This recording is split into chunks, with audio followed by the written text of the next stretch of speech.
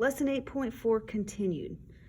We're going to use inverse trigonometric ratios to solve for missing angles in a right triangle. So if you know two sides in a right triangle, you can find either acute angle, and we typically round to the nearest whole degree. So in our picture, we want to find the measure of angle B. In order to find the measure of angle B, we are going to determine the trig ratio we can use with the given sides. So in relation to angle B, 9 is directly across. 9 is the opposite side. Okay. And side 17 represents the hypotenuse. Okay. So what I know right now is that the sine of my angle is equal to the opposite side divided by the hypotenuse. And I use sine based on those two sides that I'm given. Now, what we're going to do is we're going to plug in what we know. So I have the sine. Now, I don't know the measurement for my angle, but I know it's angle B. So the sine of angle B is the opposite side to the hypotenuse. My opposite side is 9, and my hypotenuse is 17. Okay. To find the angle, we use the inverse trigonometric function. Okay. Here's what that looks like.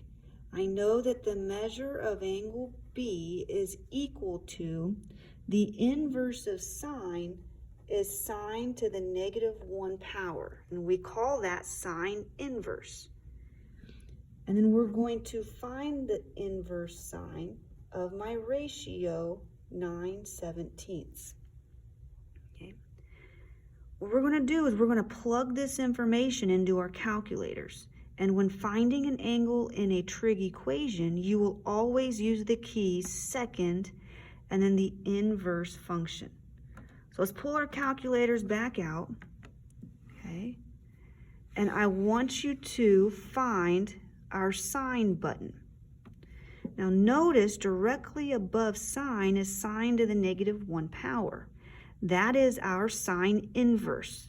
And this is what's going to allow us to find the measure of the angle. Now because it's above in blue, we have to hit the second button. So I'm going to hit second, sine inverse. Now my ratio is 9/17. It's a fraction, but a fraction is division. So we're going to write 9/17 as division. So this is 9 divided by 17, and we're going to close our parentheses. So I have sine inverse of 9/17. When I hit equal to, this gives me the measure of my angle. We're going to measure angles to the nearest degree. So right now I'm at 31 degrees, but look at the first decimal, 9. Since it's 5 or larger, I'm going to round up.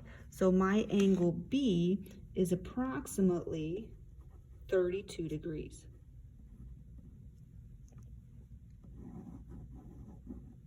Okay. Now, our inverse trigonometric ratios are the angle measures for our regular trig ratios. So regular trig ratios find side lengths. The inverse trig ratios are the angle measures.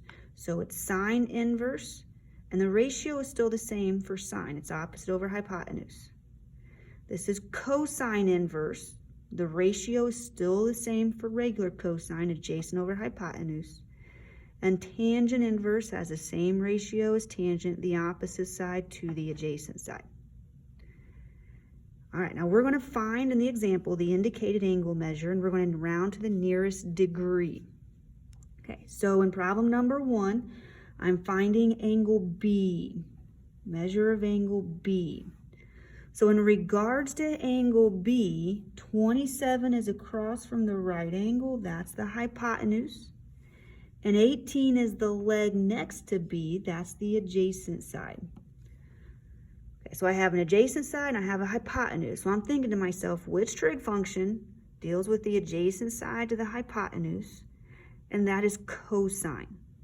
Okay, so we know the cosine of our angle is the adjacent side to the hypotenuse. Okay, let's plug in what we know. So I have my cosine for angle B is equal to, my adjacent side is 18, and my hypotenuse is 27. Okay, now I need to find the measure of angle B. So the measure of angle B is equal to the inverse cosine. So cosine to the -1 power of my ratio, 18/27. So on my calculator, I'm going to clear out what I have. Now I'm using inverse cosine. So inverse cosine is directly above cosine. So I'm going to go hit second, hit the cosine inverse button, and then type in your ratio. Ratio is division. So this is 18 divided by 27. Close my parentheses. And to the nearest degree, the measure of angle B is 48.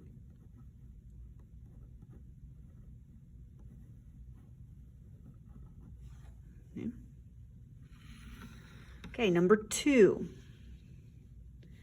I'm going to fold this over real quick. Okay, problem number 2. I need to find the measure of angle B. Okay, here's my angle.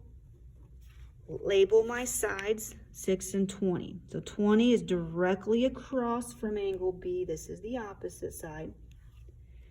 Okay. 6 runs along, it's the leg next to angle B. This is the adjacent side. So ask yourself, which trig function is the opposite side to the adjacent side? Well, that's tangent.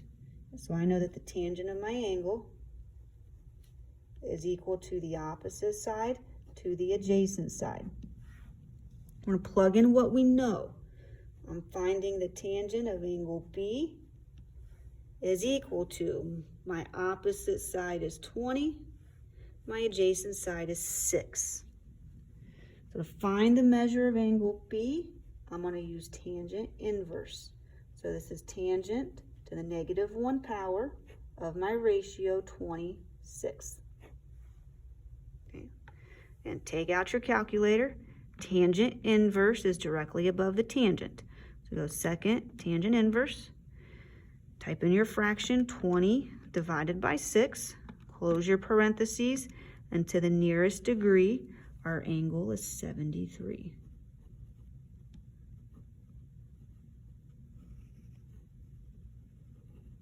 There you go.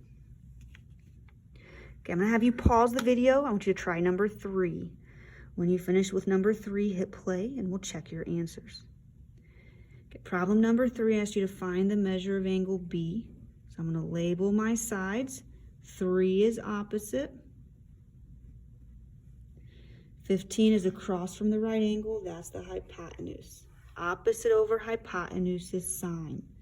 So what I know is that the sine of angle B is equal to my opposite side, which is 3, divided by my hypotenuse, which is 15. So the measure of angle B is equal to sine inverse of my ratio 3/15. Okay, take out your calculator and go second, hit the sine inverse button. 3 divided by 15, close the parentheses, and angle B to the nearest degree, see I'm at 11, but the number that follows 11 is 5. Since it's 5 or bigger, I round up. So the measure of angle B would be 12 degrees.